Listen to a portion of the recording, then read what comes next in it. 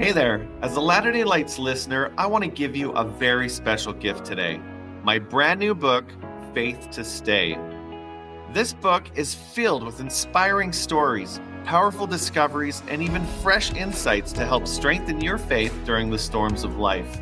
So, if you're looking to be inspired, uplifted, and spiritually recharged, just visit faithtostay.com. Now, let's get back to the show. Hey everyone, I'm Scott Brandley. And I'm Alisha Coakley. Every member of the church has a story to share, one that can instill faith, invite growth, and inspire others. On today's episode, we're going to hear how one woman's journey of trials and miracles has helped her to remember that the Lord not only hears us, but speaks to us along the way. Welcome to Latter-day Lights.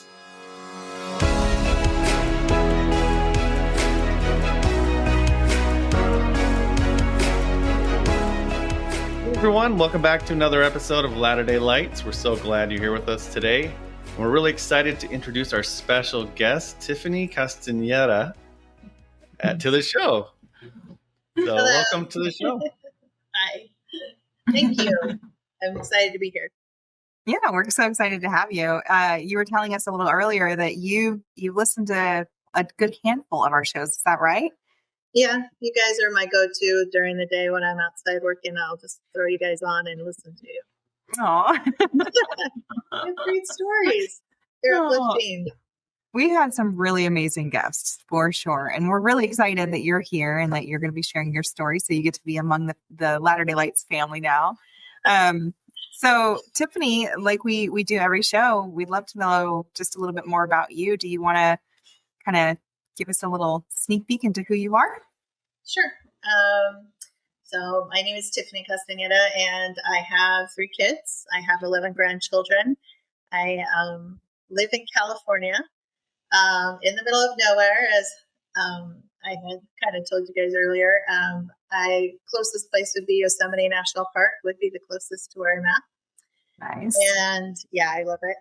I did grow up in Salt Lake City. I predominantly Sandy and West Valley. So I was in Utah most of my life. And then I got married, had 3 kids, like I said, got divorced. And then I married the man that I've been with now for 25 years. So, and he's the California guy that dragged me out here. So that's why I live in California.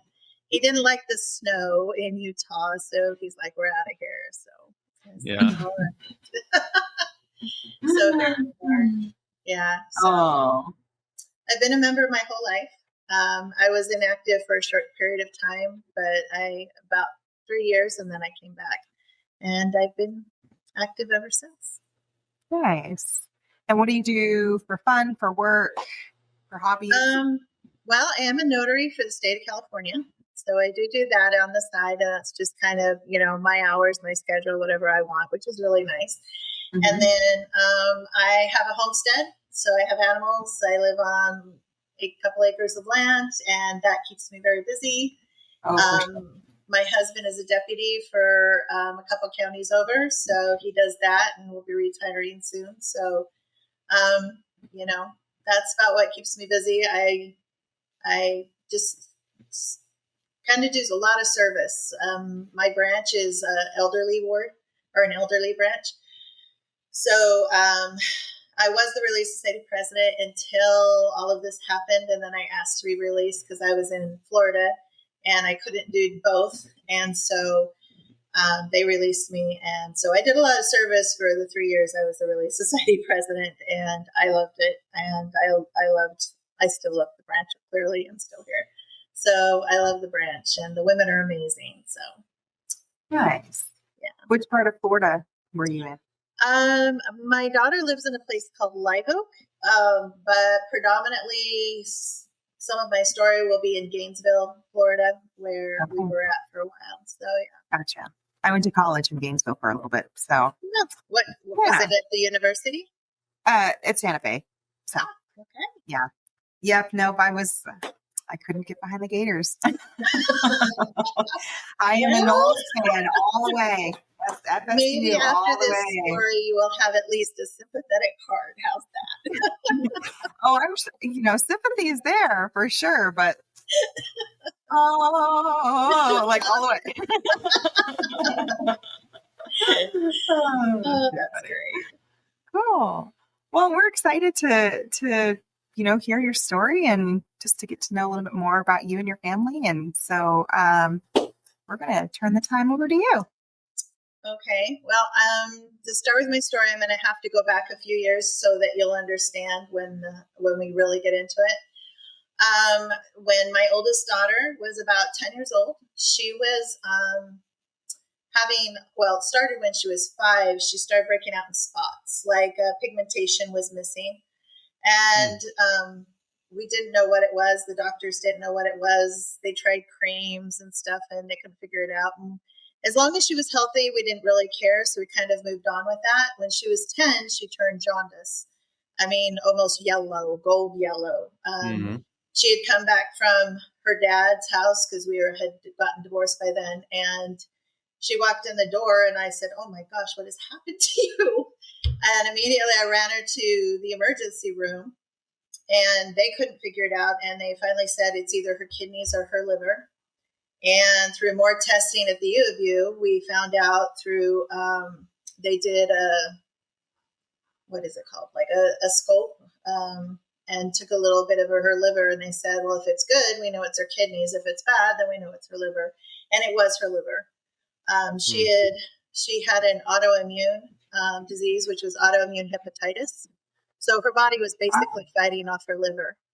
And how we found out was they had contacted my ex-husband because he was the insurance carrier.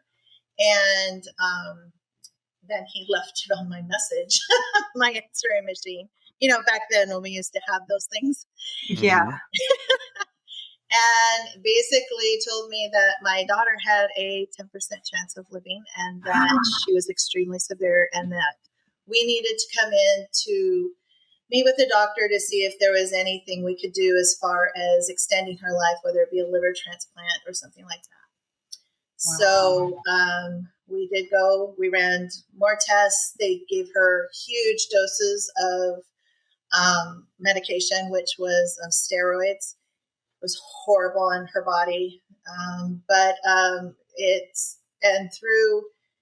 Yes, I would say, of course, medication. The Lord uses medication, but of course, I asked for a blessing to be given to her. And when we went in for the testing to be, to see how the medication had done, because the doctor actually told me, I don't think this is going to do anything. Her liver is so bad that, we are probably looking at some type of transplant at her age. And I was like, oh my gosh. But when we went in, we ended up in the waiting room for like 3 hours. And I finally was like, what is going on? And she's like, okay, we'll take you to the room. The doctor came in and said, I don't understand this. I don't believe this, but your numbers have literally gone to half. And wow. And I said, really? And she's like, I've never seen medication work like that before. And I just kind of smiled because I was like, I don't really think it was a medication. I believe truly it was the blessing. And so that kind of starts the segue of where we're going. And she was told not to have children. Like I said, she wasn't supposed to live. I mean, she had a 10% chance of living. When she was 16, she was told not to have children. I was told she probably wouldn't live past 21. When she was 19, she got pregnant with my granddaughter, who is now 17. Wow. And and then shortly after, she had another one. Both pregnancies were incredibly, incredibly hard on her. The first one, the doctor was in there for 45 minutes because there was so much blood. So part of this autoimmune that you have when you're with the liver, her blood wouldn't clot. And so her platelets were really low. And so she was bleeding tremendously through the birth. Oh. And so it looked like a murder scene in there because I was in there as her coach. And my daughter was white as a ghost. And luckily, the only thing my daughter asked me, she's like, Mom, is my baby okay? And of course, I went over there, 10 fingers, 10 toes, everything looks good. And I just stood with her until they had to give her platelet and blood transfusions, and then her color started coming back, and things went well. So, so that kind of is where we started when she was really young. And then the father of these two children, ended up, I guess you could call it, basically parentally kidnapping them after, I would say, she tried to get out of the relationship, and she did, and she got married to another man, and in the process that he took the children away and we couldn't get a hold of them. Oh, So wow. there's a reason I'm saying all this, because Wow. this all come back and it all makes sense in the rest of the episode. But, so yeah, that was devastating for 10 years, listening to my daughter just bawl every single birthday, Christmas, Easter, Mother's Day, for no reason, just missing them. That was really hard. And of course, as a She grandmother, had no idea where they were at all. no, we did. And they were in Utah. And,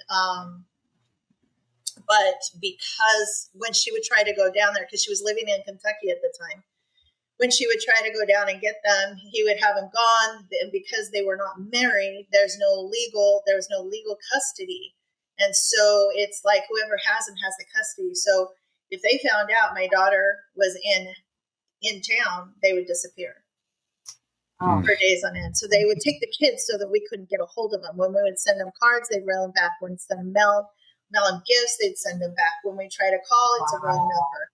We'd send child support or child protective services over, and nothing would happen.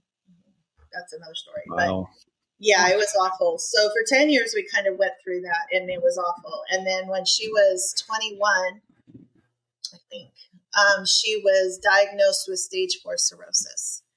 And that's just based off the autoimmune and, of course, the medication and everything combined. It was imminent. We knew she would eventually get this because of the disease. Fast forward, last year, or I guess a little bit before, like the October of 2023, my daughter's daughter, my granddaughter, her name's Legend, she was trying to look for her mom, and she finally found out that my daughter was actually her mother. It's a long story, but they were told that their stepmom was their biological mom, and then she found out the truth. So then when she found out, yeah, let me tell you, that's a whole new episode about what went on with them. I'm trying to okay, how do I shorten this but make sense? That's crazy. It really is. And we're still getting more stories that we're just, it's just incredible. But so she started looking for my daughter, contacted her. We were in contact with her for a short period of time. And it was an answer to prayers. I mean, 10 years we have been praying to find a way to get a hold of my granddaughter. How can we do this? Everything costs money. But with my daughter so very sick with stage 4 cirrhosis, she can't really work for very long or at all. The doctors never wanted her to work. So you need money for a lawyer, you need, and it just kind of was a never ending problem. And so we had kind of come to terms with we might have to wait until they're 18 because nobody had the finances to fight this. And it was very complicated. Every lawyer she called, they would say we wouldn't take the case because there was so much to it and it was so complicated. Right. And so that made it very hard. So when she contacted us and started talking to us behind her dad and stepmom's back, we weren't sure how that was going to go because they get caught, she's going to not only be in trouble, but they don't want her to have any contact with us at all. Right. So after a few months, she called it off. She told them that she'd been talking to us and they told her a bunch of lies.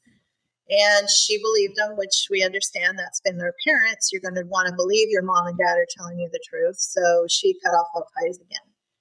And that was in February of 2024. So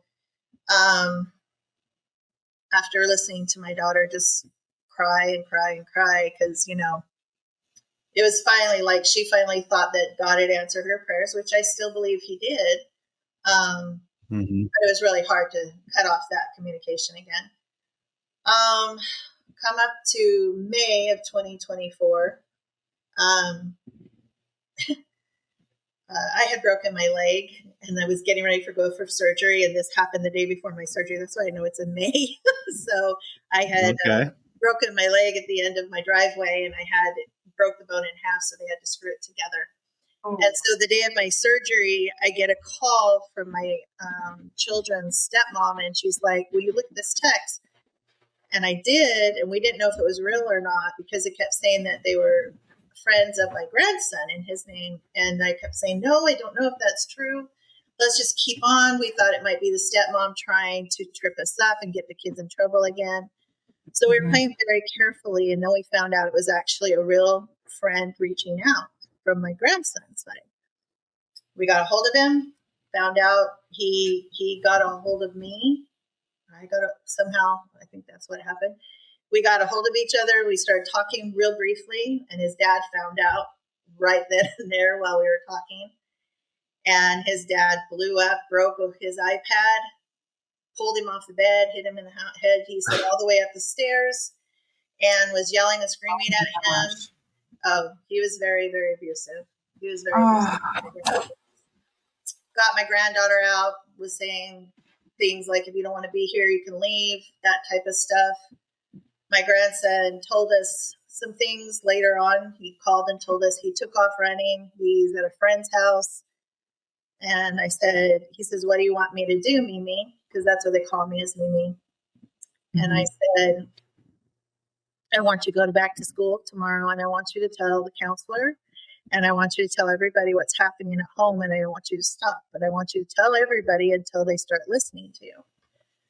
And it's a series of events that is very long, but between the kids running away, then contacting us, my daughter already in motion, we had a friend who worked for the juvenile court system in Utah, got a hold of her. So between these three moving parts, within 48 hours, we had protective custody of my grandchildren. Wow. And we had them taken out of the house. I know. To me, that's a miracle because everything came together so beautifully. Like, we had been trying since my granddaughter contacted us, and we were trying to figure out how to get them out of the house without getting, because sometimes CPS won't do it. So they leave them there and then they get in more trouble, which is what had happened.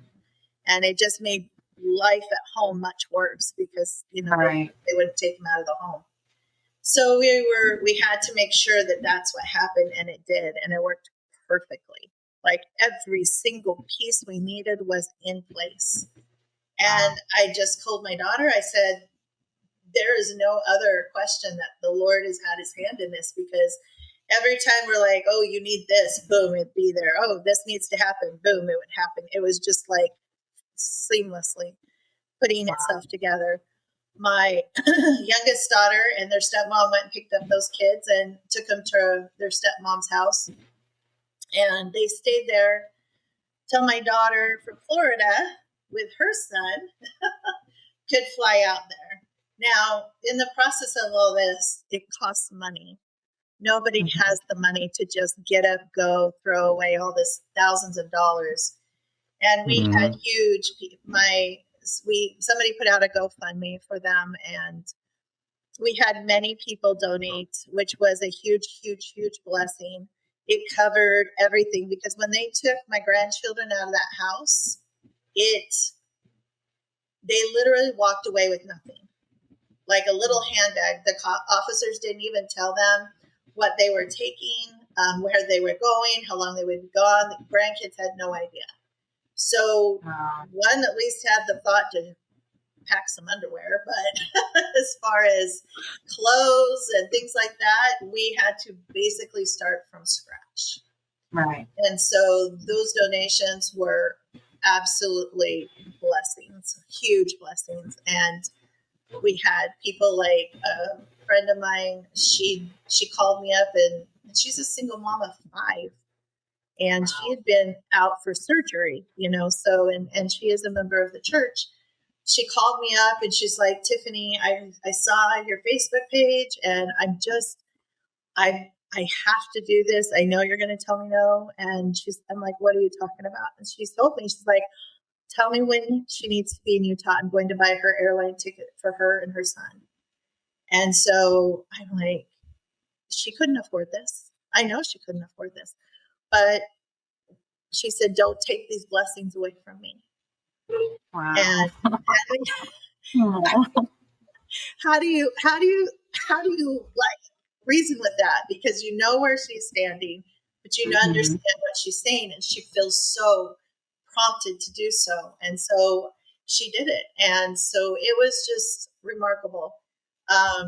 She needed a lawyer. We found out 48 hours before she had to show up in court.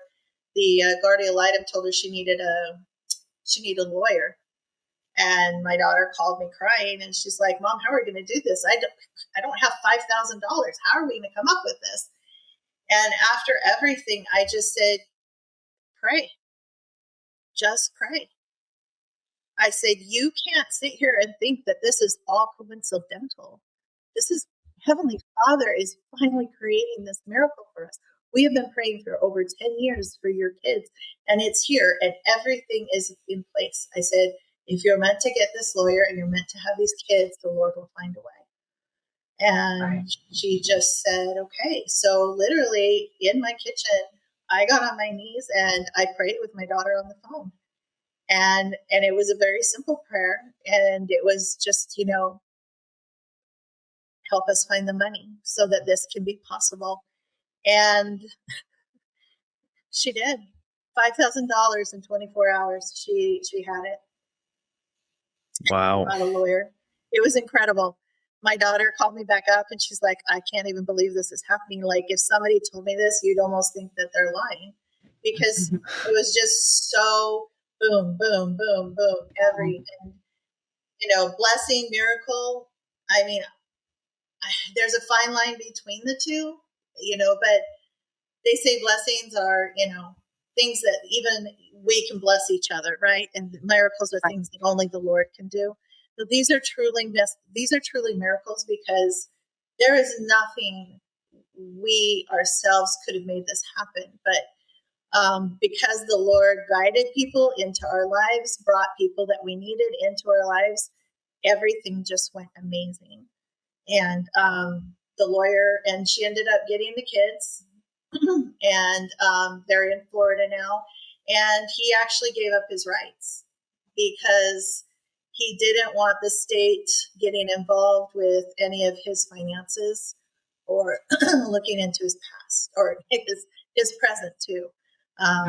He's a drug dealer in Utah. Mm-hmm. So, yeah, he did not want anybody finding out anything. So anyway, so now we have the kids, and that in itself for us was a huge miracle. And hold on.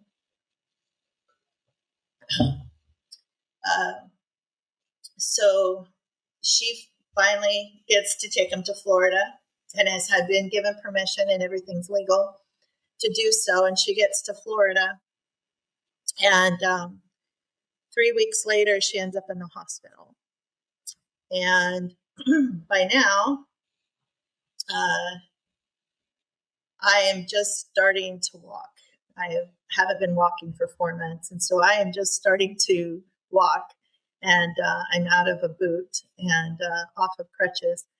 And she calls me and she says, Mom, I need you.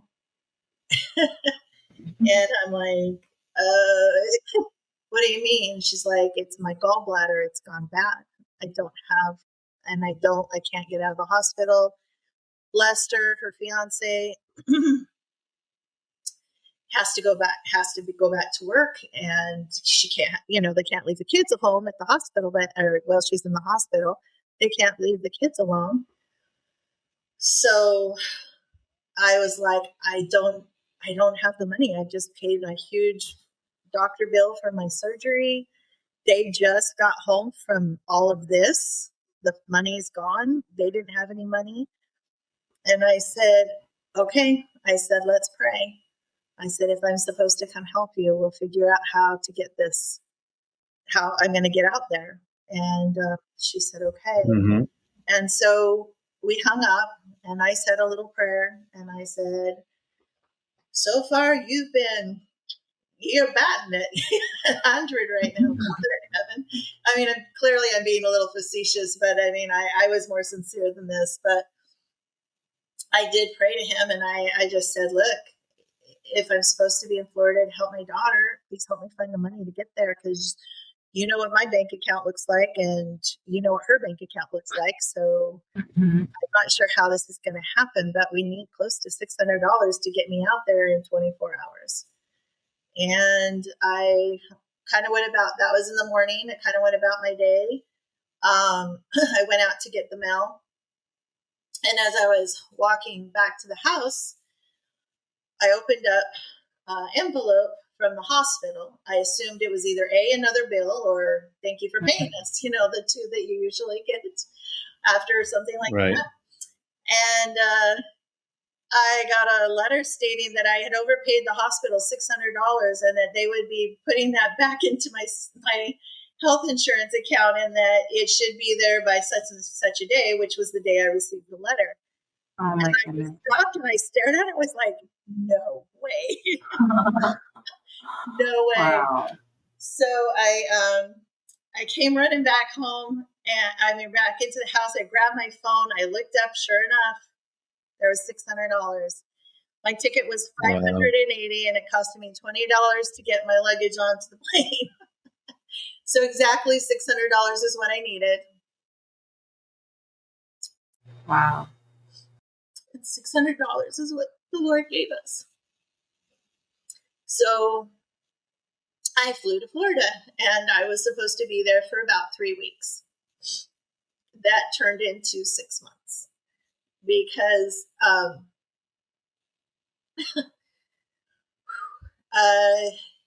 in that time frame, with the gallbladder going bad for most of us, for you and for me, if our gallbladder went bad, they would just basically take it out and we would just go on living. But you need a liver to supplement what the gallbladder does.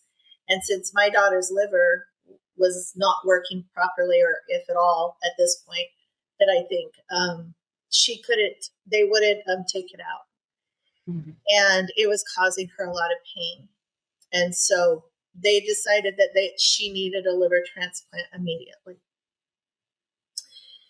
So here I am in Florida with my 2 grandkids I've just been reunited with. And I hadn't seen them since they were 3 and 4 years old. And so at that time, they were 14 and 15 years old. And they just, trying to figure it out, getting into school, trying to find new friends, in a new state, everything was brand new for them. And bless their hearts, they've done amazing, remarkable. They've just done amazing. So we went through the process of tests and stuff, and I prayed the whole time, because if you fail in any of those tests, you are not eligible for a liver. Mm.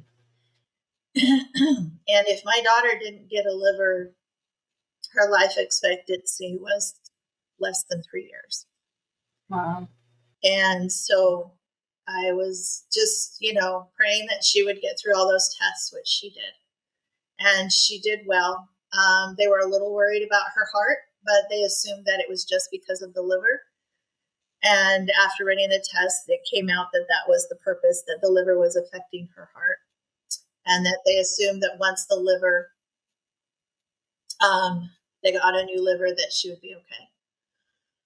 So in that, we you have to wait for approval for the insurance. And that wasn't a big deal. It was just a matter of time, because, insurance never speeds anything up. Mm-hmm. And so it was just a matter of waiting for them to, get going. But I'm going to say Florida is pretty quick, at least compared to California. Everything takes forever here. But Florida, they did it in about 2 or 3 weeks. And in that meantime, we had Hurricane Helene come through, which I'm sure you guys all saw that experience. If you told me I was going to go through a hurricane, I would have told you you're crazy. I live in California. That's never going to happen. But my daughter kept telling me, "Don't worry, Mom. We go through them all the time, 2, 3, 4, just kept growing. I kept looking at her. And by then, there was nowhere to go. You couldn't leave. The storm was over 400 miles long, covering everything. And it was supposed to hit right above it, right on us. We were supposed to get it. And my poor husband here in California and my little branch that I live in were praying their little hearts out for me.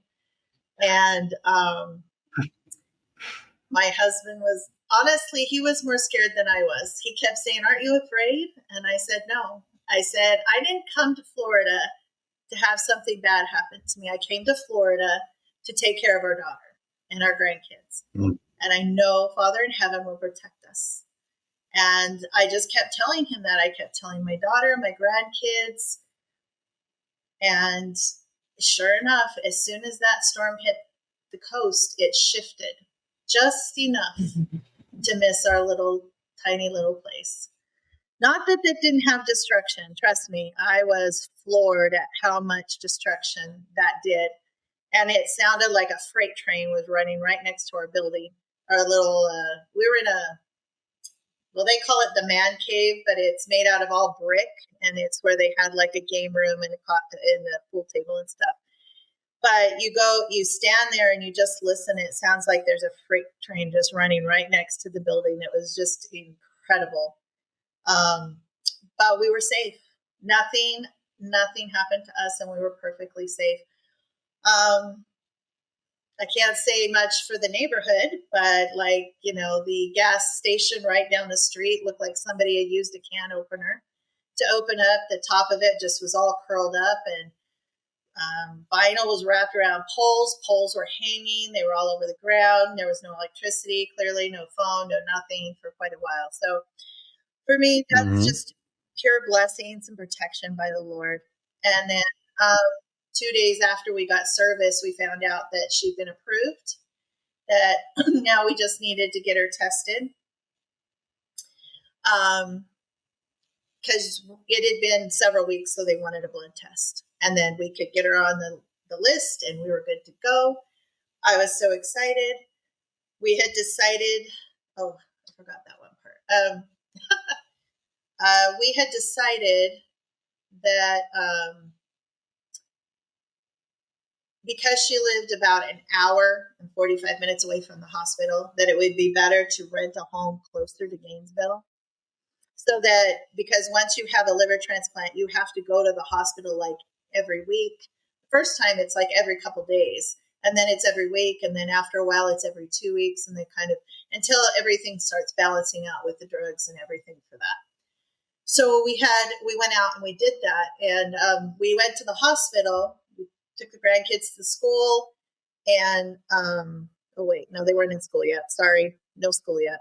They were just home. We went to go get the blood testing done. And I kept telling my daughter, I said, "Man, your car is driving so loud." And she's like, "What do you mean?" I said, "It's just the tires are so loud." And she's like, "Mom, it's just probably because the kids aren't here talking your ear off."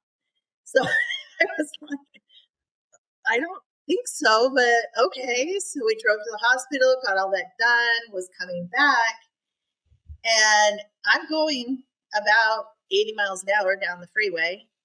And all of a sudden I hear boom, and I was like, my heart sunk, because if anybody knows, when you hit a flat tire on the freeway going that fast, you can flip your car, you can have it wrap around. There's a lot of things that can happen. So I hurried and pulled over to the side. I grew up as a mechanic's daughter, so I know a lot about cars. So I was prepared to change a tire. Yes, I know how to do that. I was prepared to do what I needed to. So when I walked around and I looked at the tire, there was air in it. The tire looked fine. And I kicked it just to make sure. Yeah, there's still air in it. And I'm like, what the heck? So I thought, okay, maybe it's a belt. So I had my daughter pop the hood, and I'm looking under the hood, and everything looks fine. And I'm just staring at this car going, what the heck? So we kind of hop off the freeway because you couldn't go more than 30 miles an hour without hearing that noise. And my daughter kept going, what is it? What is it? I'm like, I have no clue. There's air in the tire, so I don't know what's going on. Hobbled off, found another spot, looked at it again, still looked fine, don't know what's going on. Found a tire place. They told us the tread had come off part of the tire, but the tire was still intact. Okay. I was like, okay, how's that even possible? I mean, usually when the tread comes off, the rest of it rips off too. But I'm like, okay. So, but they didn't have any tires. So we went to another tire place just down the street. And they happened to have 2 tires that we needed and could get us in at that very moment. So we drove 2 minutes down the street and found him and got in. The guy comes out and he goes, who's the one who owns the Ford? And we raised our hands. He goes, could you come with me, please? And I'm like, okay. So we go back there and we look down at it and he looks at me and he goes, where did you say you drove this car? I said, on the freeway going 80 miles an hour. And he said, there's no way. And he showed us the tire and all you could see was cord, like the wiring on the tire. That's it. He said, there's no way you should have been able to drive off the freeway like this. I don't even know how you got here. And I just smiled at my daughter and I said, okay, thank you. And my daughter is inactive. So I kept, every time something like this happened, I just kept going, the Lord is watching over you. Can you get it together, please? So we got home. We went and had dinner, celebrated. We were so excited. She's got on the transplant list. It's official. We get home, and my daughter, we're going to bed after dinner, and she can't find her keys. And she's asking me, she says, dump out your purse. I think you grabbed the SUV key. Can't find her keys. I said, it's late. Go to bed. We'll talk about it later. Just go to bed. She's like, okay, Mom. I didn't know where the key was. She went to bed. I went to bed. Next morning, because it was so late, I usually get her up. I'm her caretaker. So I would get her medication, get the kids breakfast started, do all that. But it was so late, I thought, an hour's not going to make a difference. Let them sleep in. Well, the SUV started going off the alarm, like somebody had bumped into it. And I was staying in their camper trailer, which was right next to it. So I kind of jumped up and ran over to see what was going on. Maybe the dog hit it or some animal because she lives in the country in Florida. Nothing. My granddaughter comes running around the corner and I'm like, did you do this? And she's like, no. I thought there was an intruder. Don't come out for an intruder again. Just go back in the house. So I got my shoes, went in. I went to go find my daughter. My daughter was dressed, but she was dressed very oddly. She had very odd clothes, winter clothes on, and it was still very hot and humid, like 90 degrees. I walked over and I started talking to her, and she kept repeating the same thing over and over again. I'm okay. I'm just sitting here. I'm okay. I'm just sitting here, no matter what I said. I walked over, pushed her hoodie up, pushed her hair back. Nobody was home. She was not there in her eyes. So I didn't know what was wrong at the moment, but I heard a voice say, she has toxic poisoning. You need to get her to the hospital immediately. So me and my granddaughter grabbed her, put her in the car. We got her to the hospital. I looked up toxic poisoning because I didn't know what that was. And I found out that it is something you get with cirrhosis because your liver can't clear, when your body can't clean out the toxins, they eventually build up in your system. Well, the medication that she was supposed to have been taking that she had gotten just before the hurricane hit 5 days prior to this, she hadn't been taking for 3 weeks. So I wasn't aware of that. I didn't know that that's what it did. And part of the problem is they kept sending it to the wrong pharmacy. So then they'd say, no, we have to wait and get it again. So she eventually forgot she was supposed to go get it. In that, if you reach 200 in your toxic count, you look at brain damage, death. You're looking at a coma, being put in a coma, medical coma, I think it is. And you're also looking at seizures. There's a lot of factors, and people actually do die from toxic poisoning if not treated quickly. Well, that just sent my heart rate up like exponentially, and I am racing down the street. I'm watching my daughter go coherent. She's having seizures. They're tremor seizures. In the car, she doesn't know who I am. She doesn't know who her daughter is. She can't repeat. She just keeps repeating those same two lines over and over again. And we get to the hospital, and she has a full-blown seizure in front of the nurse. We get her in there, and I find out through the nurse. I asked her after the test came back. The doctor wouldn't tell me what the numbers were. But I knew she was concerned because when you go in and they think, yeah, and then all of a sudden they're serious, you can hear the doctor's voice change. So I asked the nurse what the numbers were. She was 198. That was her toxic numbers. So I am sitting there crying, holding my daughter's hand, waiting for them to get the medicine. And I'm praying. And I'm like, please, Lord, please don't let her die. She just got her kids back. She has so much to live for. Please don't let her go. And as clear as I am talking to you, I heard a voice say, Tiffany, where is your faith? And I sat up and I looked around the room and I just said it back in my head. I said, it's here, Lord.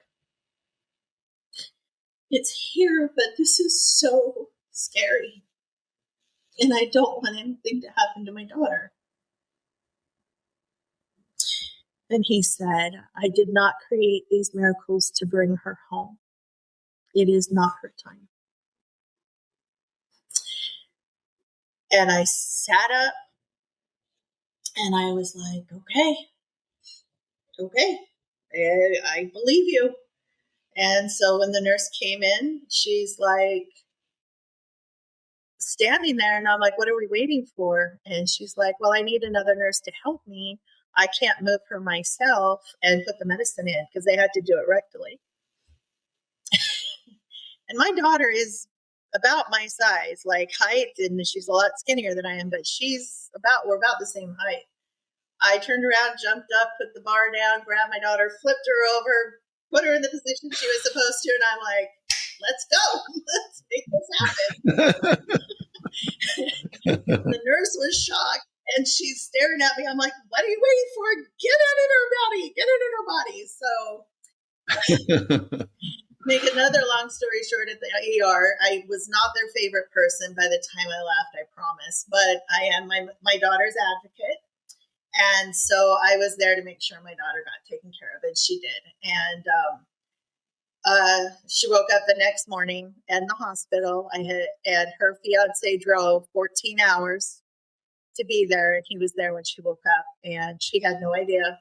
The last thing she remembered, she says, was coming into my trailer and asking me to look for the keys. Now, how the SUV, if you remember, I said the SUV went off, and my granddaughter and I were talking. Well, it shut itself off by itself, like somebody hit the button and it turned itself off. I didn't think anything about that at the time because that's what made me go in and talk to my daughter. Is I figured she found the keys. And I was going to go in and tell her, where were they? But when the following day, when we were at the house and she was in the hospital, I had the kids cleaning up the debris from Helene. All the trees had blown down and stuff. And so we were cleaning that up. And me, packing for only 3 weeks and have already been there 3 months, I have very limited clothes, so I have to keep washing often. And I thought, well, this is a good opportunity. So I went to grab all my clothes out of the cabinet in the trailer, and when I pulled down my pants, out fell the key to the SUV. It was folded Wow. up in my pants in the cabinet. And my granddaughter and my grandson did not grow up with religion. They don't know anything about the Bible. They don't know anything really more than Jesus Christ, who is tattooed on their dad's body. That's about all they know about him. With the exception of a few LDS friends that they made in Utah. I called my granddaughter because she'd been asking a lot of questions, and I handed her the keys, and she goes, "Where did you find those?" And so I told her, and she just looked down at the keys, and she looked up at me, and she goes, "Mimi, does this mean what I think it means?" I go, "What do you think it means?" And she goes, "God saved my mother." And I said, "Yeah." Now, if I had not been there, like if I wasn't able to have come out and my daughter had a toxic poisoning incident like this, it's very much like a drunk, or in this case, the kids would have just thought my daughter was really sick and they would have put her to bed, and that would have killed her because they just would have put her to sleep and she would have died in her bed. And so, so there was another reason why I know I was supposed to be there, to make sure that my daughter lived. So if you can hear the story, you can start seeing all these little miracles, these little unbelievable events that the Lord has provided in one short period of time at this moment. And about, I would say 30 days later, I was praying. I asked the Lord, I said, I've now been gone 4 months, almost 3.5, 4 months, somewhere around there. That's a long time. My poor husband.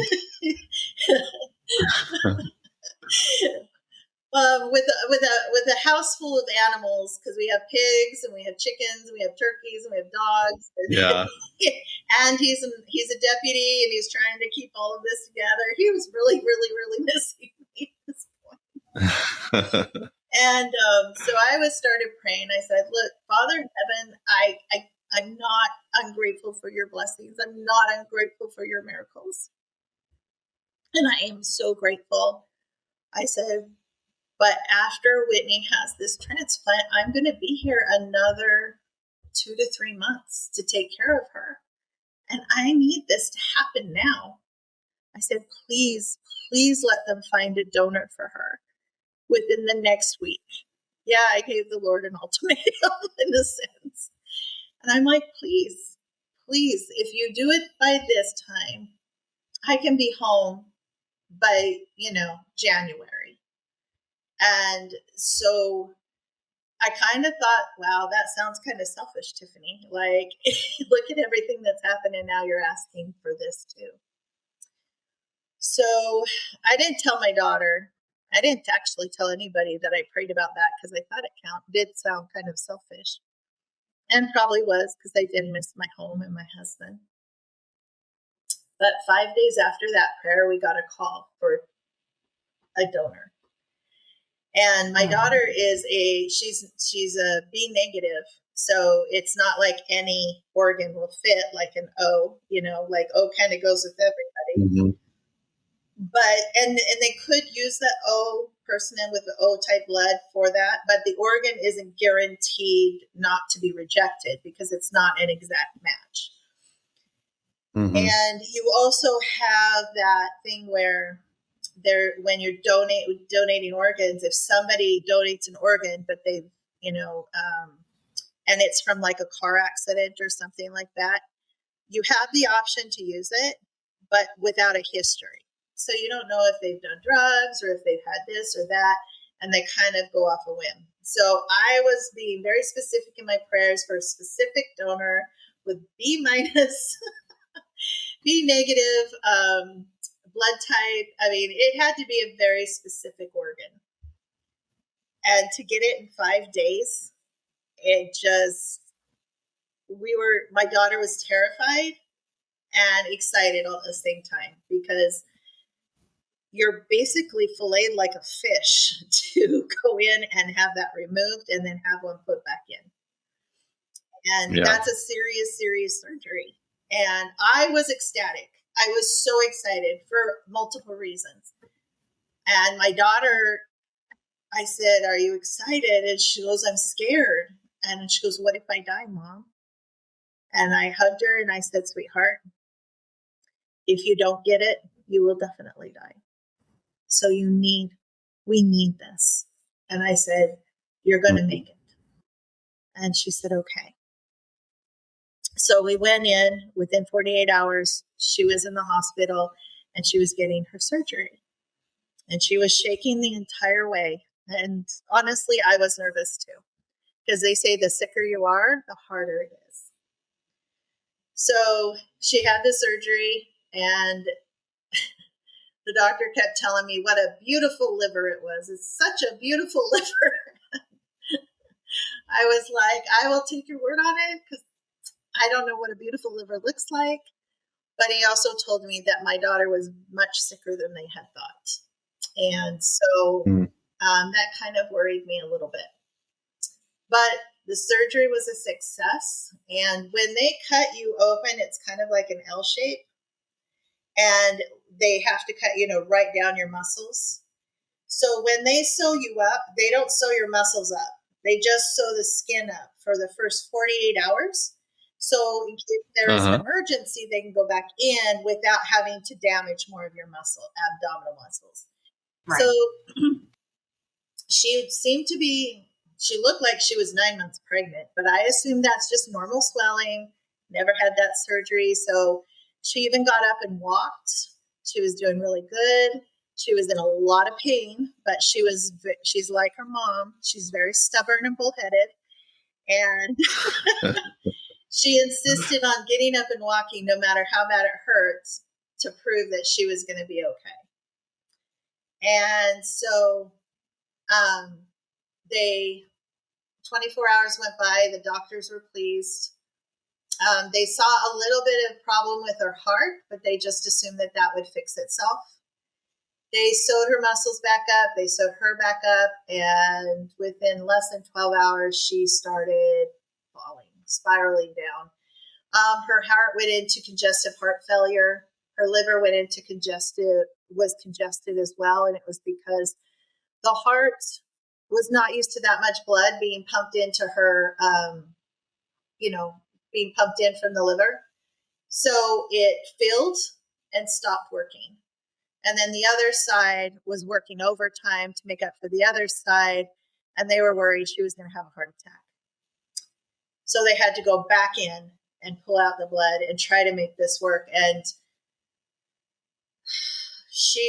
we tried waking her up, pulling her out after that surgery, the emergency surgery. But she started panicking. She was almost like a hallucinogen type of thing. Like, she was telling me to call my sister because they're trying to kill her. And she looked like a skeleton with skin on it. She was they had sucked all the fluid out of her body. And for like 12 hours, she wouldn't rest. She wouldn't do anything. So they put her back under. And if you've ever been on a ventilator, it's a tube. And if you wake up and you're on this ventilator, it feels like you're suffocating, because all you have is this small tube breathing for you. And so every time we try to wake her up, she would try to fight it because she felt like she was suffocating. But she never got better after that. The heart wasn't working right. Liver wasn't working right because of the heart not working right. Everything went down. Numbers went crazy. And they decided that they were going to put her what was called an ECMO system. And what that does is it works for your body. So there are people with liver and heart. There are people with that use this before they get a transplant. Like if you're waiting for a lung transplant, they'll usually put this on, and the ECMO system will work for the lungs so that they can live longer. But they have to live in the hospital with this. And they also put like organs that are coming from a donor. Before it goes into a body, they'll put it on the machine to make sure it's working properly. So the ECMO system pushes oxygen and blood through this organ for you. And so they decided they needed to do that for my daughter's heart. So they set her up with an ECMO system, and it goes up through her groin area into the arteries, and it starts doing the work for her. Well, it didn't exactly work properly. It helped with the right side. Let's see. It helped with the left side, but not the right side. And so watching her numbers go down, watching her not doing well, watching everything just fluctuate. They would try something, it wouldn't work, numbers would drop. They had her highly sedated. The doctor pulled me over and said, Tiffaney, I need to talk to you. And he sat me down and he said, I'm not going to lie to you. Your daughter is and this is in Gainesville University. He says, I'm not going to lie to you. He says, your daughter is the sickest person in this hospital. And I'm just sitting in the waiting room by myself. I've been doing most of this by myself until our fiance came. And I said, okay, what does that mean? And he said, if we don't, he goes, I want to try a procedure that has only been done 5 times in the world. And it has never been done here. And to be honest, I've never done it either. And tears are now streaming down my face. And he said, but if we don't do this, your daughter is going to die. And he said, I'm not going to lie to you. This is extremely dangerous. And there's a good chance she could die during the procedure.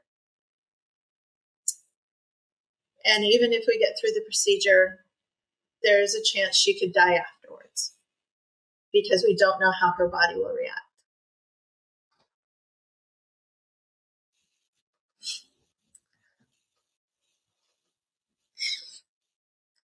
And I said, well, what am I supposed to say? He says, can we do it? And I said, I don't think we have a choice. And he told me I had 50-50 chance, but I didn't believe him. You don't tell somebody that with a 50-50 chance. And I was just bawling, hysterically bawling. And he said, so can I get your consent? And I said, yes. So he left. And what it is they're going to put a second ECMO system in her body. So the other one was going to go through her neck. And there's a cord that goes down through the artery and through the heart and up and around and out. The way I've described it to people is if you've ever gone to a gym and you need a spotter to help you, if you want to increase your weights on your muscles, you can't do it all by yourself because you won't be able to get it up, but you need a spotter just enough to help you get it up and then help you down. And eventually you'll be able to do that yourself once you've had a spotter a few times because you just need that little extra help and your muscles need to have that kind of memorization. Well, this is what her heart needed. It needed that little extra help. And this is supposed to help pump that blood that kept storing up in her heart and pushing it through into the other artery on the other side. And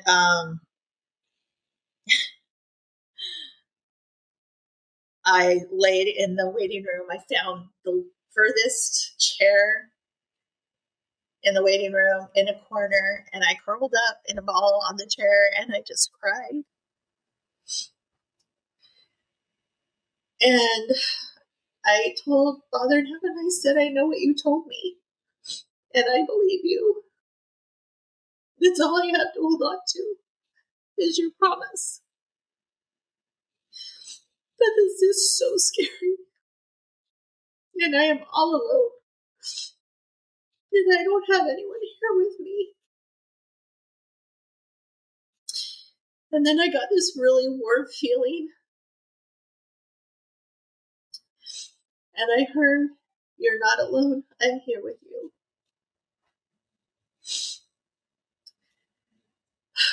And I said, I know you are. And I'm grateful, but I wish my husband was here right now. I mean, I'm not trying to downplay that. It was such a help to hear the Lord truly being there every time I needed him. Yeah. But the procedure went well.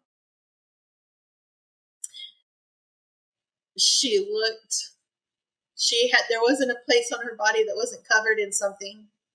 She had wires, she had all kinds of everything. The only spot she had was right here that I could kiss her forehead.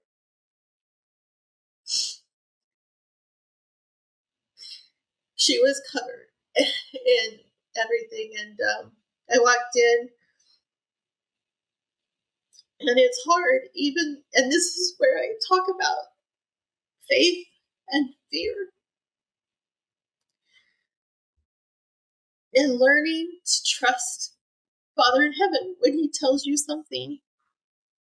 How many blessings have we ever had where the Lord tells us something and we get done with the blessing and we're still questioning it? Will it really happen? Will it still happen? Yeah. And I'm just as guilty. But I had to and let me tell you, Lucifer, Satan, he'll take you down that rabbit hole. Especially when you hear something like that and you're sitting alone and you're fighting off those thoughts in your head, hearing them, she's going to die, you're going to lose your daughter, everything's in vain. I mean, just these thoughts were going through my head, and I kept saying, no, Father in heaven promised. He promised. He promised. That's all I kept saying. He promised. He promised. God does not break his promises. And so we decided she needed to have one of the ECMOs taken out of her body. And I kept asking them, I'm like, we need to wake her up because her numbers were so unstable. And I heard a voice tell me, because I'm no nurse and I'm no doctor, I'm just an advocate and a crazy woman for my daughter, according to the nurses. So, but I kept getting a voice that would just repeat itself. You need to get her off the medication. She'll do better off the medication. You need to take her off the medication. And so I asked one of the nurses, I said, there's got to be a way to get her off these medications without her panicking and reaching and ripping. Like one time they woke her up and she ripped the IV. They put what is it called? Not a block, but it's an IV that goes in where they can hook it in and take blood anytime without having to prick you 100 times.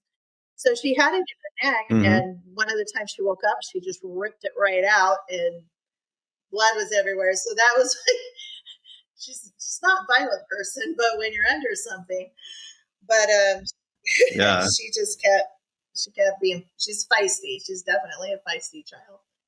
But I said, there's got to be something to rip this up. I mean, fix this so she's not doing this. We've got to wake her up. And she's like, well, I'm surprised they haven't said anything about having a tracheotomy. And I'm like, what? You can do that? She's like, well, yeah, it's a lot easier. If you just do the tracheotomy, then they don't have to hook it through your mouth. It goes right on here. And she can breathe like she's normally breathing, but this does it for her, but she can't tell. because there's nothing blocking her airway.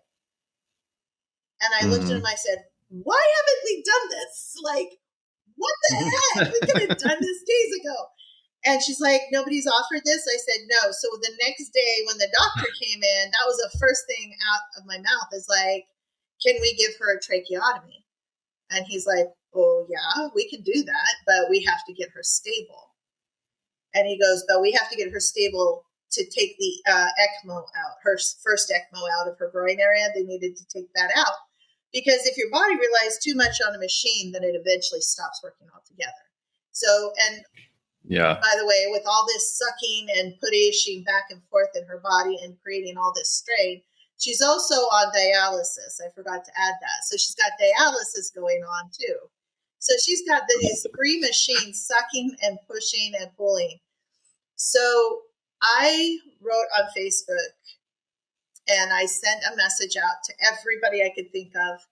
And I asked them to fast for my daughter because they wanted to run a couple of tests before they went in for surgery to try and take the first ECMO system out. And if it were successful, they could do the tracheotomy.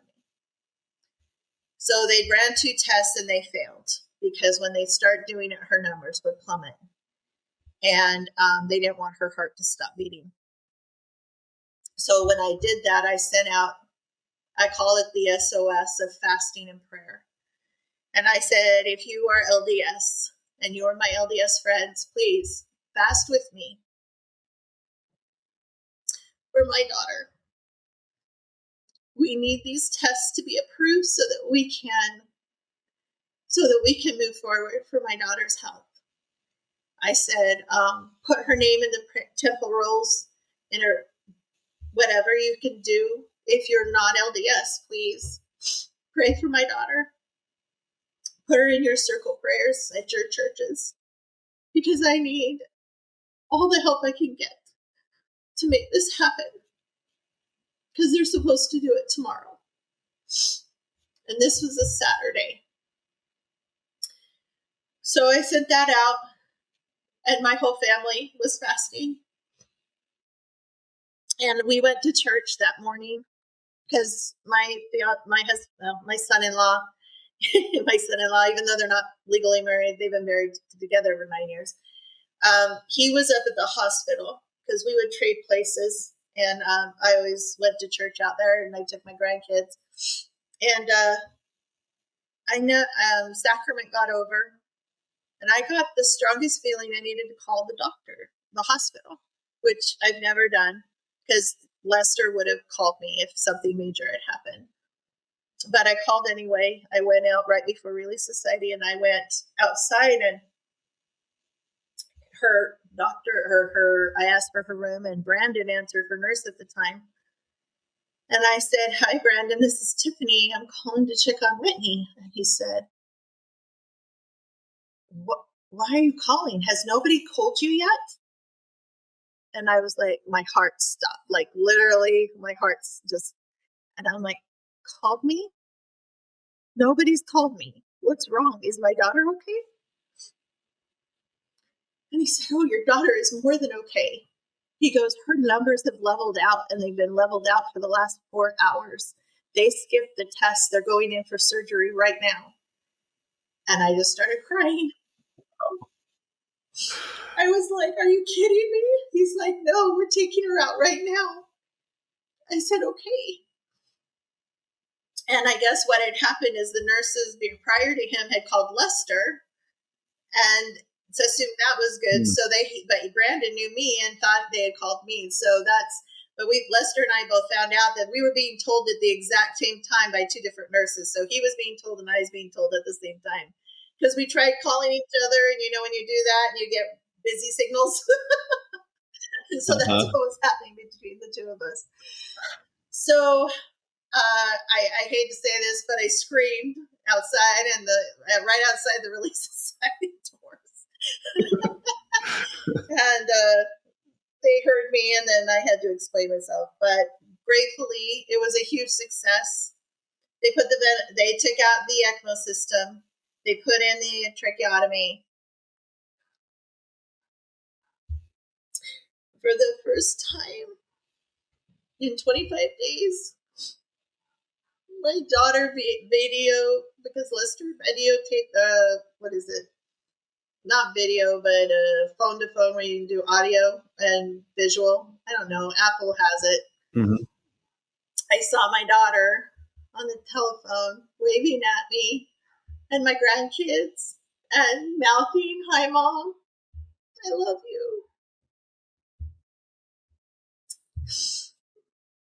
And I just felt like this whole thing was a miracle. Everything. And I almost feel I had to go through this to trust my Father in heaven. I don't know the only thing that I could think of that would have you test your faith like this would be a loved one, where you have no choice but to give it to the Lord. We say that all the time, but as mothers, and I'm sure fathers too, but as a mom, we're a doer. We make things happen, and they do it because we want them done, and it's going to happen. But these were things completely out of my control, and there was nothing I could do but truly trust Father in heaven. So it was a long road. The kids got to see her for the first time since all of this happened on Thanksgiving. We were able to go up there after Thanksgiving dinner, and we went and spent the evening with her. And there was a lot of hand signals and pointing because when you have a trach, you can't talk. A lot of frustration because she's trying to talk to us like she's just a normal conversation, and we have no idea what she's saying. But it's just nice to have her get frustrated and be happy. You know, she's in a lot of pain still. She stayed in the hospital another month and just kept getting better and better. The doctor kept telling me when I would see her and I would get happy, he would be like, "No, don't get excited. Don't get excited. Things could still happen." I said, "I know, but I can celebrate the good moments." And there was a couple times the second ECMO that was going through and down through her heart, like I told you, had shifted. And when it would touch her heart rate would go into AFib. And it was starting to happen 4 or 5 times in the night. And then it started happening in the morning too. And so they had to take that out, and which was a good thing because it was getting dangerous. They were having to shock her heart every time to stop it and then restart it. And it became, think about it, getting shocked that many times, it gets painful. But it did the job. It fixed it. So once they took that machine out, her heart was starting to run properly again with medication. She came home Christmas Eve with the understanding she was in a wheelchair. She had nerve damage in her left wrist and in her left leg. She had what was called drop foot. So she couldn't walk. She was in the beds for so long, she had absolutely no muscle in her arms, her legs, her body, nothing. She was, kind of like an elderly person where they sag. Her muscles were just hanging on her. And she was just nothing but bones and skin. And so they had told her that it would probably be a year before she could walk. Goodness. Yeah. And we're talking an incredibly independent person, child. She was so independent. I'm going to do it my way. And it was very frustrating to be in a wheelchair. She couldn't do a lot of stuff by herself. And her left hand was basically like this all the time because of the damage in her wrists. And she couldn't feel the floor when she would step down. There was she said it felt like she was on hot rocks or hot pokers on the ground if her left foot would touch it. So there was a lot of work still ahead. I left January 20th. I came home. My husband actually flew out to Florida because in the meantime, with all of this, for the almost 6 months I was there, my granddaughter went through the discussions with the missionaries and made a decision to join the church. And so Awesome. she asked her papa if he would fly out and baptize her. Aww. And my husband, after, he was so honored because when she was little, when she was a baby, he was the one who blessed her. And we told her that. And so she thought, I think it should be Papa who gets me baptized. And when we first told her, we didn't know if that was going to happen because of, finances. She's like, then I'll just wait. And I'm like, oh, no, you're not going to wait. We know how that works. And my husband kept saying, I don't know how this is going to work out. And I said, well, you know what? In the last almost 6 months, I'll tell you how everything else has worked out. So if you're meant to be here, you will be here. And he said, okay. So I set up a date. We set up a date, and a member of our branch walked up to my husband and said, my wife and I have been talking about this, and we would really like to buy your ticket out to Florida. We don't want you to miss this. So, in fact, we got 5 offers. Wow. Wow. 5 offers from my branch alone, and 1 from my daughter's branch, who barely knows us. So the Lord will make things happen. I don't want to say if they're meant to be, but if it's in the way of the Lord's blessing, He will make it happen. And so my husband flew out for that, and the other kind of no surprise because of who they are, but still a big shock is when I called them and I thanked them, and then I asked them, would you mind sending me the itinerary so that I can buy my ticket to go home and fly with my husband? That's what the plan was. And he said, yeah, no problem. I gave him my email address and everything. And he wrote me and he says, hey, check and make sure this all looks okay. I want to make sure. And I said, okay. So I looked on it and I said, yeah, everything looks great. And I said, is this it? He goes, yeah, I'll send you the flight once I paid for it. I said, okay.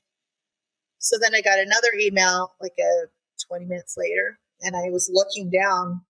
Well, he didn't buy just my husband's ticket. He bought mine too. Aww. So that was a really big blessing. But what I want to say is when we talk about it, I've come to terms with, if there are really big blessings, there comes really big trials. And we grow from those trials, not just because we get blessings, but because it helps us become closer to our Heavenly Father. And it helps us learn to rely on Jesus Christ. And so I thought that was the big trial. Almost losing my daughter 3 times while I was in Florida. But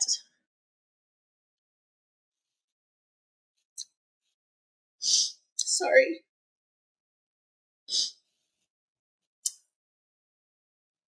On March 17th,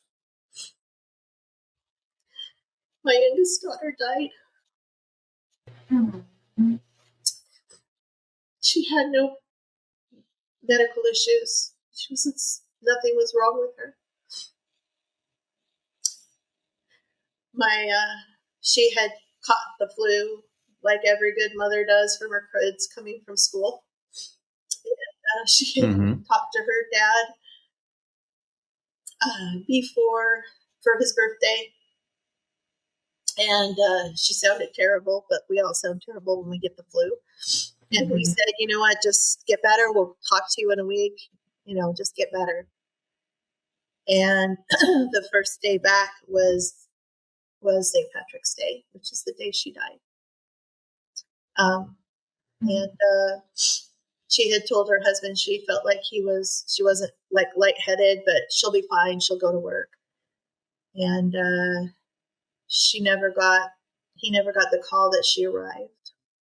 And the nurse actually from the hospital, I think is what he told me, called her and told her that my daughter had come to the ER and she was bleeding internally, and that they were life flighting her to Timpanogos General, and that they had given her 2 units of blood, and they were getting ready to leave. So if he wanted to get there before they left, he needed to hurry. Luckily, it was only 20 minutes from their house because they lived in Saratoga Springs, Utah, and him and his mother and stepfather were able to make it there before the helicopter took off. And then when they got to Timpanogos, that's when he called me to tell me they don't know what's going on. We don't know why. Something's happening. I'm sorry it waited so long. I just wanted to have something to tell you, Mom, but we don't know what's wrong with Brianna. I said, is she okay? He said, no, she's just not coherent anymore. He's like, I don't know what to do. And I said, okay, keep me posted. And I hung up, and I'm trying to figure out how I'm going to get to Utah, because we had a really bad storm coming through that had just passed us, and it would be through Lake Tahoe area, which is what I have to pass to get to Salt Lake. Mm-hmm. And then he called back and said, the doctor wants to talk to you. So then I started talking to the doctor, and he was asking me 100 questions. I felt like all at once. It's all a blur. And I said, are you going to be able to save my daughter?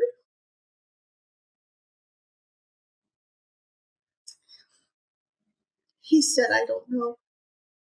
If her numbers don't go down, we don't know. He said, where do you live? And I said, California. He says, I don't think you're going to make it, but I think you better leave now. Wow. So I hung up the phone. And I just looked at my husband and I said, what do I do? I can't drive. I can't fly fast enough. What do I do? And I called back an hour later to tell my son-in-law that I would leave first thing in the morning as soon as the storm was clear.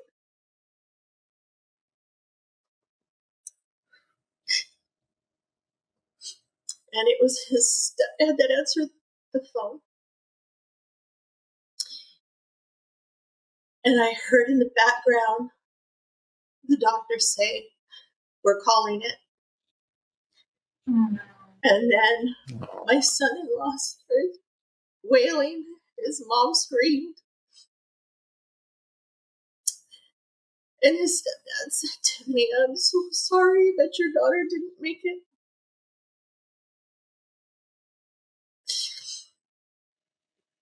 And then I just started screaming, I guess. My husband said he could hear me from outside. He was feeding our animals. Came running in. I didn't know what to do. I just couldn't believe it was real. I had almost lost one.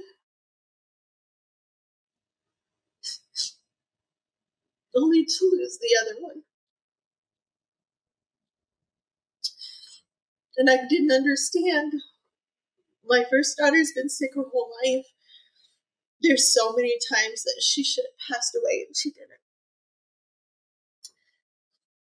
And 3 times right in front of my eyes within less than 6 months. But my one daughter, who's supposed to be completely healthy, we lose her in a matter of hours with no sight. And everybody kept telling me, it's okay to be mad. God will understand if you're mad at him. And I looked at him and I said, mad at him?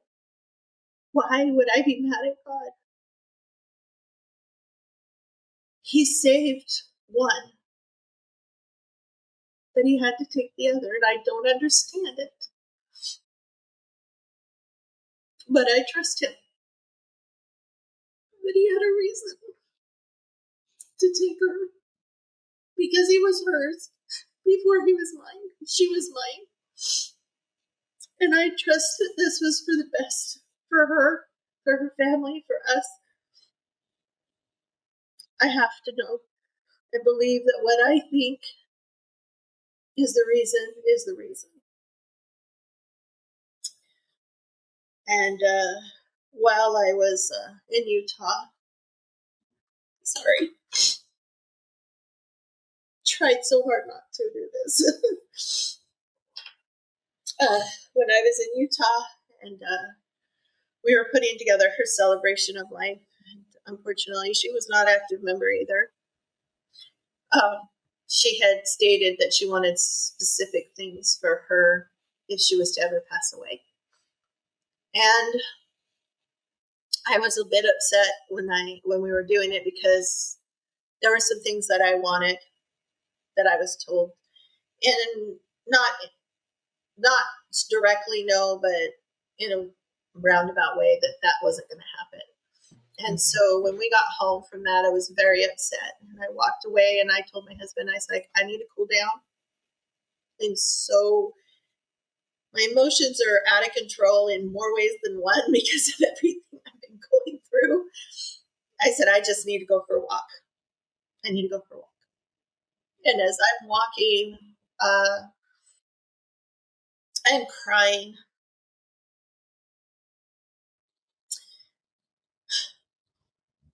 And I hear my daughter's voice. She says, Mom, I'm so sorry. I'm so sorry. And I said, Brianna, is that you? And she said, Mom. I said, why? And she's like, you know why? This was for the best. I didn't want to go, but I had to.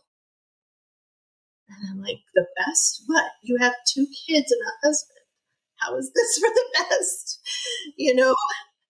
But she said, I knew why, that she had to go. And I'll keep that it's kind of private, so I'm not going to say why. But the fact that my husband and I had discussed why we think that she had to go so young, because she was just before her 31st birthday. It just made me feel nobody else would have known what my husband and I had discussed on the way down, driving on the way down to Utah. And for her to kind of confirm that by saying, yes, you do, Mom. Yes, you do. But, I've come to realize, and you guys have done some NDEs and stuff like that, where if the Lord wants you here, you will be here. But if it's time to come home, it's time to come home. And you have to believe and trust that the Lord knows better than we do. And I do. I do, because the Lord saved one, but he had to take the other. And I miss her every day.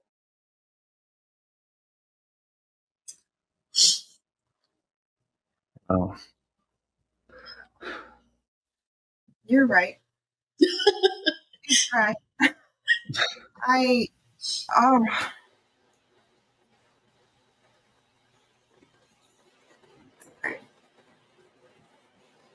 I'm just in awe. I mean, this happened this year too, right? Like, this is last recent. year. Yeah, it happened. So my daughter is it died last this year, but the other daughter almost died at the end of last year. So within a year and a half, this all Right. happened. Okay. You want to hear kind of something a little crazy? So I say crazy after this story, after everything I just told you that's happened. But to me, it's still just mind-blowing how the Lord works, how involved he is with us. And my life has never been where God has answered like this. Like, I have to wait months. Like I told you, we prayed for 10 years for my grandchildren, right? So things don't always come when you want them. But right the day before my daughter passed away, I had asked my husband if he would give me a blessing, because I was going through a lot. I had gone through a lot. I just needed a comfort blessing. And when he gave me the blessing, I remember distinctly thinking, what in the world did you just say? Like, nothing you said applied. Nothing made any sense. I was completely floored. I was like, I asked him, and this is terrible because my husband's a very good, righteous man. He's a very good man. I said, were you listening to God when you gave me because it was just so odd. And he kind of like, what kind of question is that? But I record all my blessings, and I have done that for 10 years for a good reason. And it's because when you listen to a blessing, you don't remember everything, because a lot of times we're sick or we're overwhelmed, and sometimes the blessings have a lot in it and you don't always get to remember. So I will listen to them later, and then I get to remember the blessings that the Lord's promised. So I have recorded this one too, but I actually almost erased it because I was like, this is ridiculous. Like, this makes no sense. It has nothing to do with what's going on. And then, of course, what happened with Brianna happened, and then we moved on. Well, 2 weeks later, so this is how I know everything I think is final, is because my year started out with me breaking my leg. Or right after we got back, I broke my wrist. I fell out of the pig pen because I was crying, and I landed on a bunch of rocks and I broke my wrist. My husband says we're going to invest in bubble wrap after this, but I was in the garage trying to figure out what I could do with one hand because I needed to get some things done. I was trying to figure it out. And like I told you guys, I always turn you guys on, or a couple of the podcasts to listen when I'm working. And as I was going down, it dawned on me, I was looking through recordings. Somehow that popped up. I didn't push it, but my phone has a mind of its own. And the recordings came up, and I saw the date right before Brianna's died. And I thought, oh, that's that blessing. You know what? I'm going to listen to it one more time. And if it's nothing, then I'm going to just erase it because it didn't mean anything then. So I played it and I started it. And I remember turning it on, turning around and walking away. And it stopped me in my tracks within probably a minute into the blessing.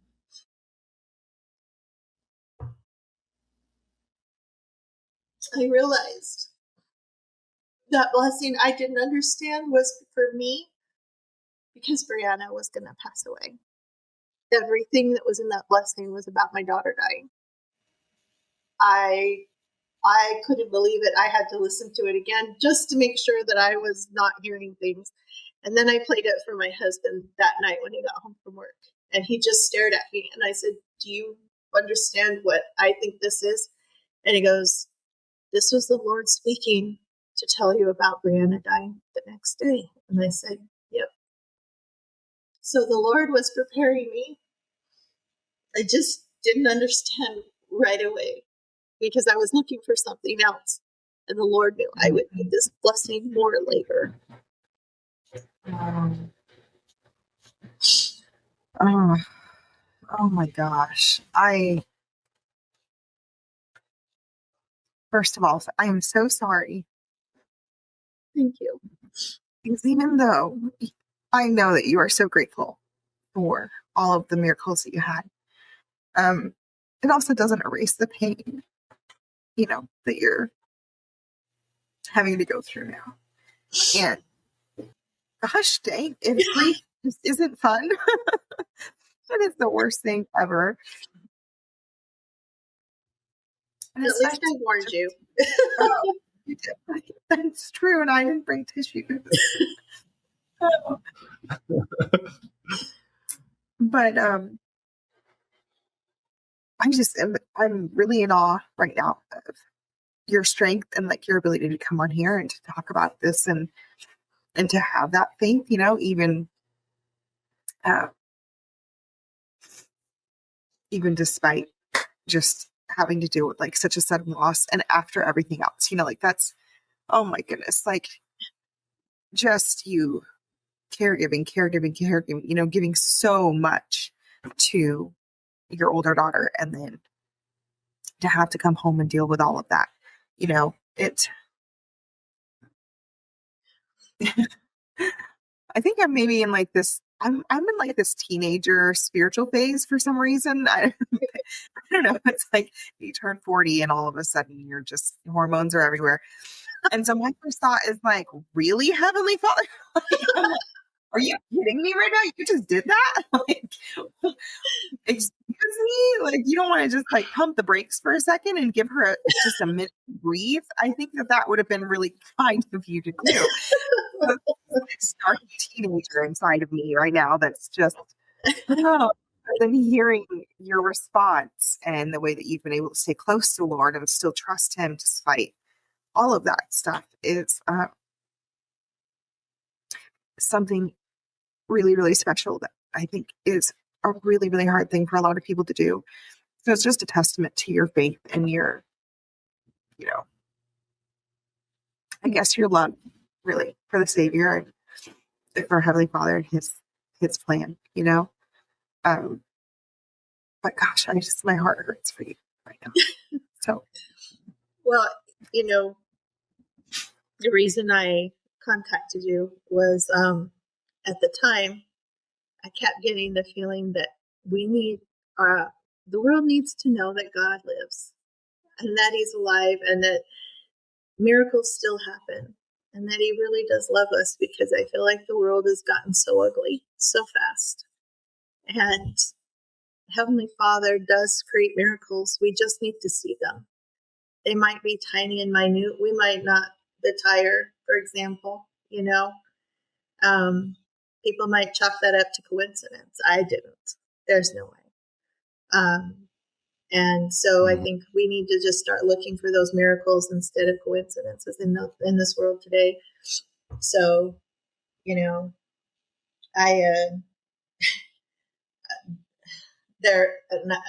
guess another example, and I forgot to add this to the story, but right after we found out that she had taken a dive. We had moved her to emergent, ICU for thoracic, and she was going down fast. I was standing by her bed just crying, and I was exhausted because her fiance hadn't gotten home yet.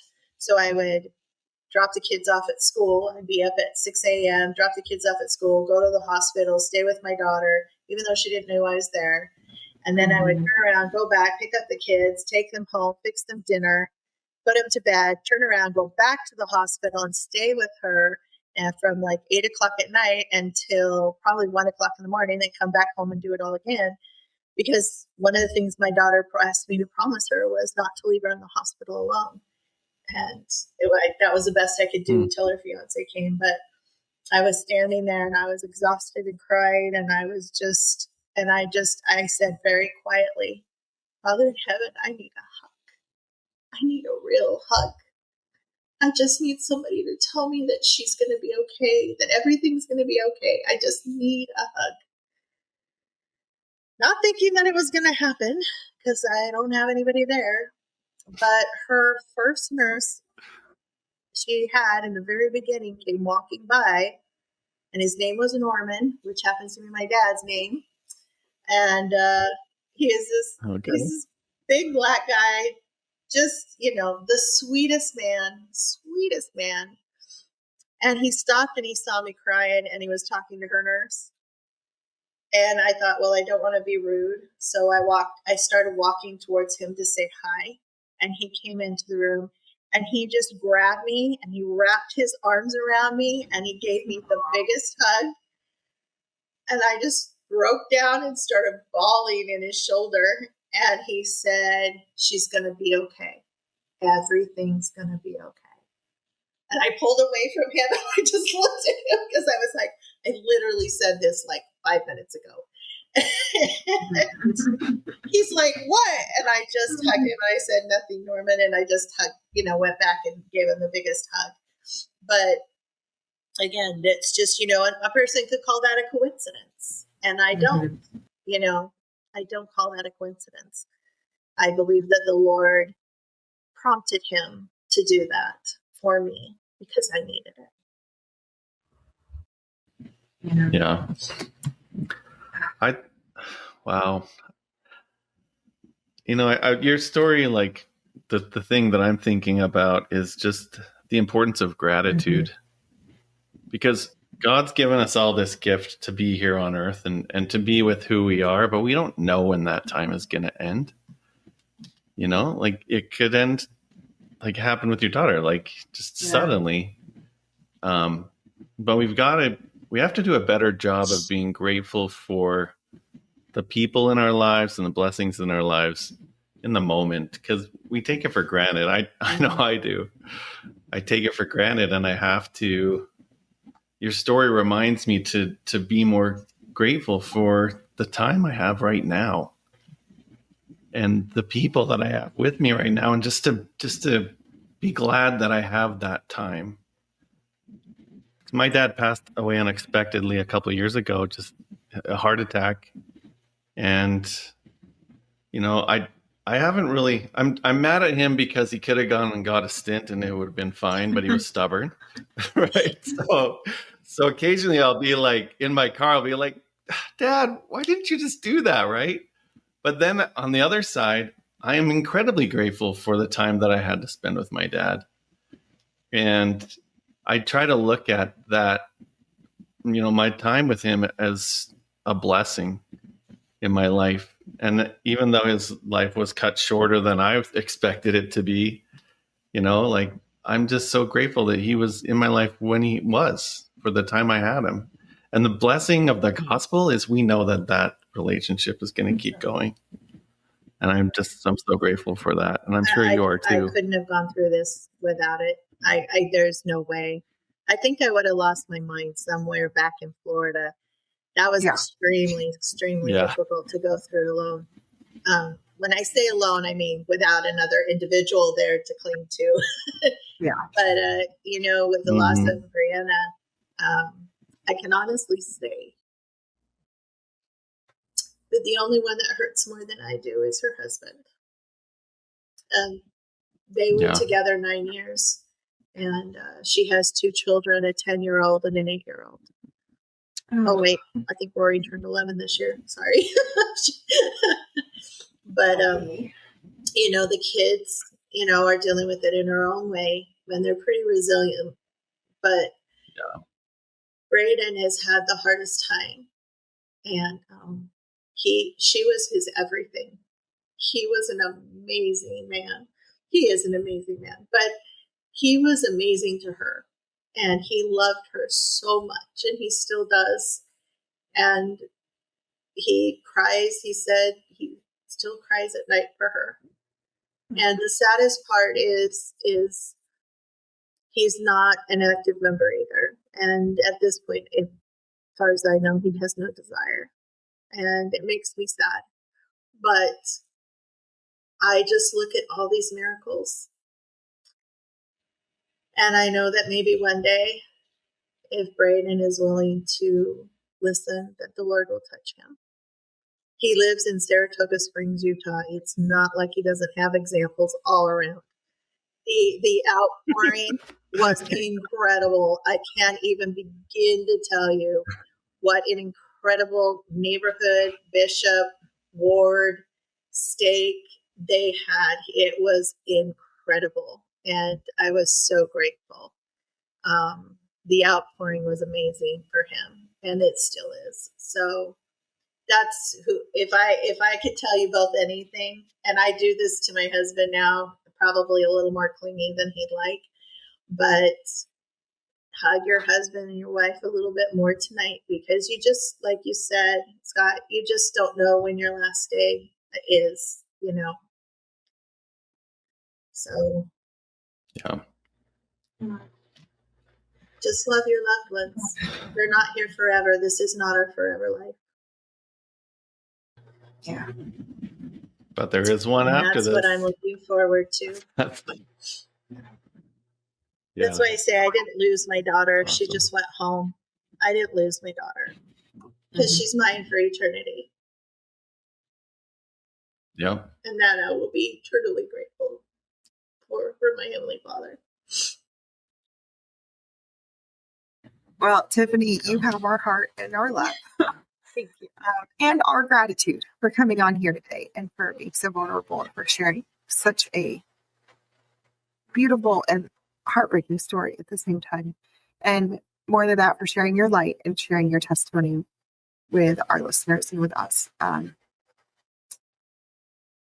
All I can say is thank you. Thank you for having me. Yeah. Do you have any final thoughts you'd like to share before we wrap things up, Tiffaney? No, I think we shared them all. Just trust the Lord. He really does know what's best. All right. Well, I think that's a short, words of advice, but it's powerful. And that's something that we have to work on individually too throughout our lives as well, is learning how to trust the Lord. And your story is a really good example of that. Well, if you don't, He's going to try and show you the way. So I prefer you guys try to do it on your own instead of being stubborn like me and learning the hard way. Yeah. Well, thank you again, Tiffaney. We really do appreciate you. And a big thank you to our listeners. Guys, if you were touched the way that Scott and I were today, make sure that you guys do that 5-second missionary work. Share Tiffaney's story. Comment, wherever you're listening to this, and just leave a message for Tiffaney and let her know what her story meant to you. And remember, if you guys have a story that you'd like to share and you want to come be a guest on Latter-day Lights, you can reach out to us. You can head over to latterdaylights.com, or you can email us at latterdaylights@gmail.com. Thanks, guys. Yeah, thanks, Tiffaney, and thanks everyone for tuning in, and we'll see you next week with another episode of Latter-day Lights. Till then, take care. Bye-bye.